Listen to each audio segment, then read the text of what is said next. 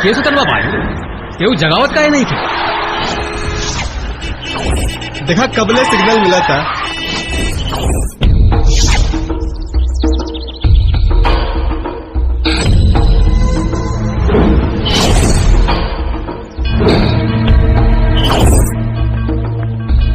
कहा रे काहे जाम लगल बा?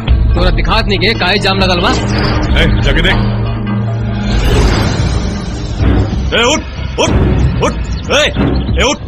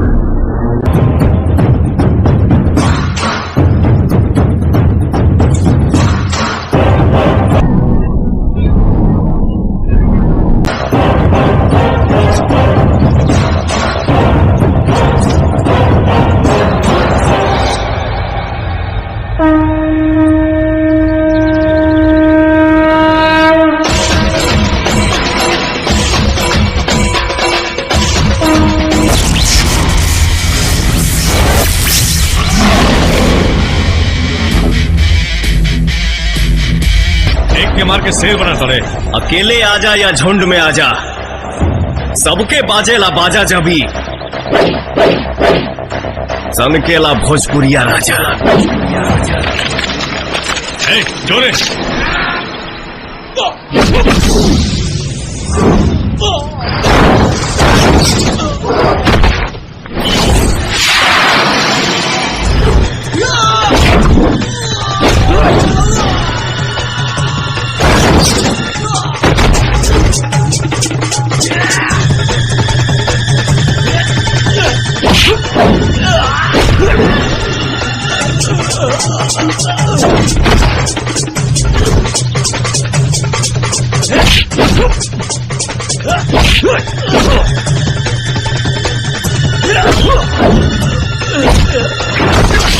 कसम बतोरा दूध के, आकाश में हो या पाताल में, कहीं से भी ढूंढ लाई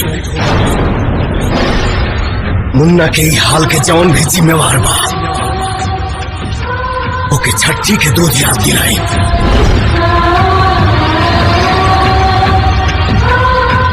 रोआ रोआ बस माफी मांगे, पैसा देवेला साजा, जभी जभी जभी चमकेला भोजपुरिया राजा। नमस्ते, प्रणाम, हर हर महादेव। कैसे हैं आप लोग? उम्मीद करता हूं कि अच्छे ही होंगे। यदि आप लोगों को हमारा यह वीडियो पसंद आया हो तो प्लीज हमारे वीडियो के लिए एक लाइक, और आप लोग जानते ही होंगे कि वीडियो बनाने में कितनी मेहनत लगती है, तो बड़ी मेहनत से हम लोगों ने बनाया। यदि यह वीडियो आप लोगों को पसंद आया हो तो हमारे चैनल को सब्सक्राइब करें, और इस वीडियो में पवन सिंह जी का किरदार निभाए हमारे विशाल भाई। तो कैसा लगा पवन सिंह जी का रोल इन पे? यदि इन पे पवन सिंह जी का रोल अच्छा लगा हो तो प्लीज वीडियो के लिए एक लाइक करें और चैनल को जरूर सब्सक्राइब करें। अगर जो ये वीडियो अच्छा लगा हो तो आप कमेंट करके हमें बताएं कि कौन सी मूवी की कट आपको अच्छी लगेगी। कमेंट करके हमें बताएं तो वही वीडियो हम बनाएंगे। बिल्कुल, आप लोगों के लिए जरूर मेहनत करेंगे हम लोग। आप लोग बस बताइए तो किस मूवी की क्लिप चाहिए, हम लोग बना के देंगे। अभी से शुरुआत की है तो आप लोग हमारा सपोर्ट करते रहेंगे, तो हम लोग आपके लिए यार बरसाते रहे हमारे लोगों के पे, तो हम आप लोगों के लिए ढेर सारे ऐसे ही वीडियो लाते रहेंगे।